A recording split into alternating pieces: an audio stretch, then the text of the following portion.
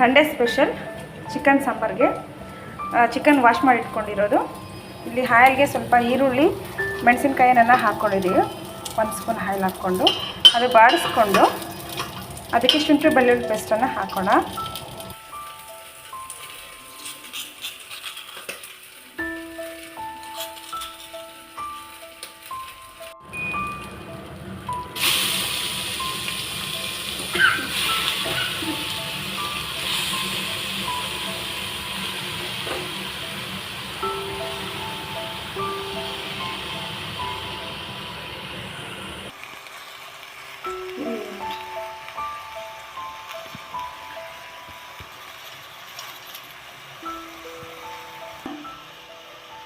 ಉಪ್ಪು ಅರಿಶಿನ ಹಾಕಿದ್ವಿ.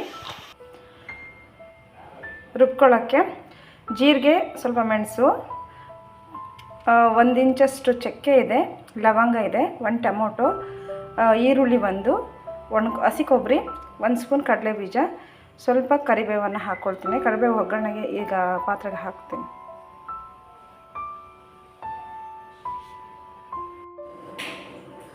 ಒಂದು ಸ್ಪೂನ್ ಧನಿಯಾ ಪುಡಿ, ಅರ್ಧ ಸ್ಪೂನ್ ಮೆಣಸಿನ ಪುಡಿಯನ್ನು ಹಾಕ್ಕೊಂಡು ಮಸಾಲೆಯನ್ನು ರುಬ್ಕೊಂಡಿರ್ತಾಯಿದ್ದೀನಿ. ಚಿಕನ್ ಬೆಂದಿದೆ. ಹೀಗೆ ಅದಕ್ಕೆ 1 ಕಪ್ ಇದ್ಕಿದ ಅವರೆ ಬೇಳೆ ಹಾಕ್ಕೊಳ್ಳೋಣ.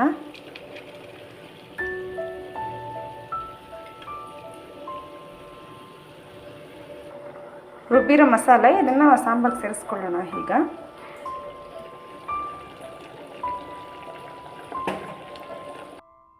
ನೋಡಿ, ಸಂಡೇ ಸ್ಪೆಷಲ್ ಮುದ್ದೆ ಚಿಕನ್ ಸಾಂಬಾರು ರೆಡಿ ಇದೆ.